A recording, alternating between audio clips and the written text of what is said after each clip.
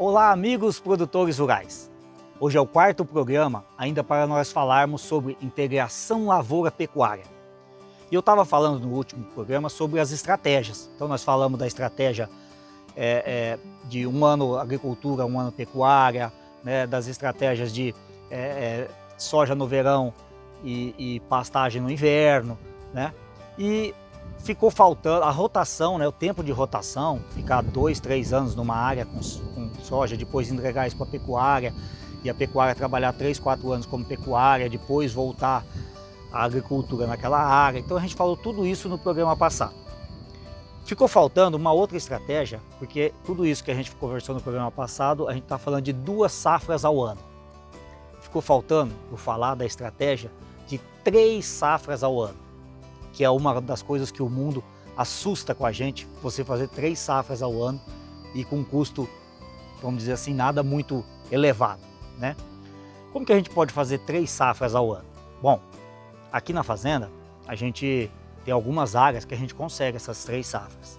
Então como que é? A gente faz plantio da soja no verão, terminou a soja, você faz o plantio do milho, né? Isso é o normal no Brasil todo, né? Esse dueto, né, de soja e milho safrinha, né? E aí esse milho safrinha plantado com capim. Só que a maioria das fazendas, aí quando colhe o capim, quando colhe o milho, né, aquele capim fica para massa para fazer o plantio da nova safra de soja. Só que se você plantar um milho para fazer silagem, e aí esse milho você vai colher lá com 105 a 110 dias, você já pode fazer a silagem dele. Então a gente consegue fazer a terceira safra, que é uma safra um pouco curta, dá em média 60, 70 dias, mas a gente consegue ainda pôr um boi lá, bem no período da seca, julho, agosto, né, começo de setembro, ainda colocar um boi lá por 60 dias, ganhando bastante peso.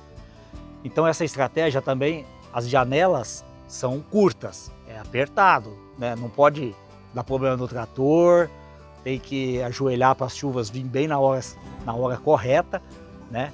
Mas em alguns anos dá muito certo. Então você planta a soja, o milho com capim e faz a silagem, colhendo esse milho mais cedo, antecipado, né? Para fazer silagem, e ainda coloca um pouco de boi até chegar ao próximo plantio do verão.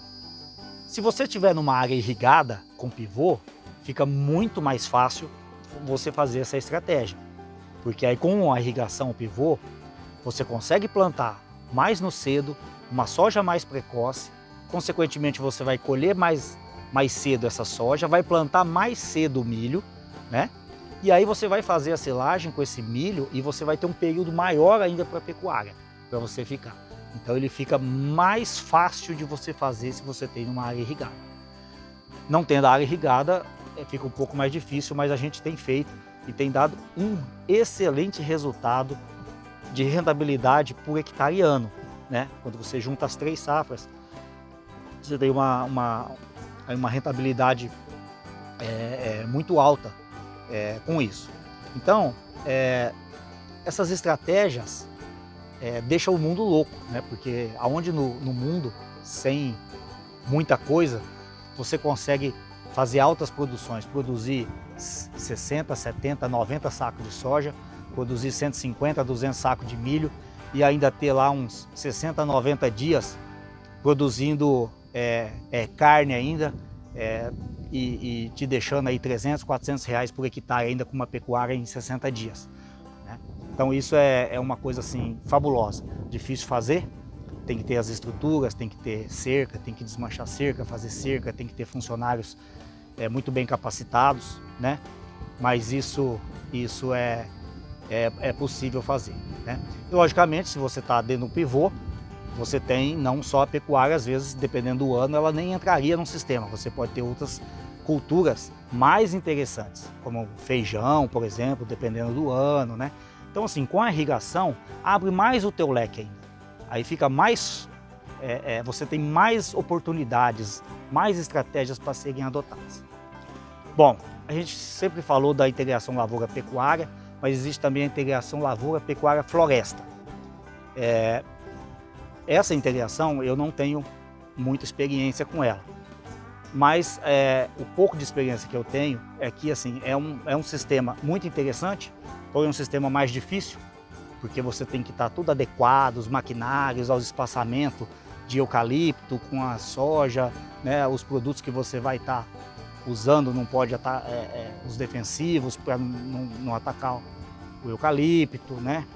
Então você tem um pouco mais de dificuldade para isso. E talvez o principal ponto que vocês têm que estar antenados para a floresta é a floresta mesmo. Você tem que estar perto de um centro consumidor dessa floresta, porque madeira não anda muito longe, né? O frete encarece demais e inviabiliza. Então, se você está perto de um centro consumidor da madeira, seja para celulose, seja para lenha, então você pode pensar nessa estratégia da integração lavoura-pecuária. Mas se você está longe, cuidado, para não pagar o mico com essa floresta. Eu não tenho muita experiência, mas a experiência que eu tive, ela não foi muito agradável na questão da floresta na hora da comercialização. Foi bastante difícil a gente conseguir comercializar essa floresta, né? A parte da lenha. Mas se você está numa região que você não tem essas dificuldades que eu estou relatando, também é uma excelente opção de integração lavoura-pecuária e colocando a floresta no meio. Muito obrigado, amigos, e até o próximo programa com novos temas. Tá? Se você quer acessar os outros programas anteriores, entre nas nossas redes sociais da Associação dos Produtores de Novilho Precoce do Mato Grosso do Sul, também nas redes sociais da Fazenda Cachoeirão, que lá estão todos os vídeos à sua disposição. Um abraço a todos e viva o agro brasileiro!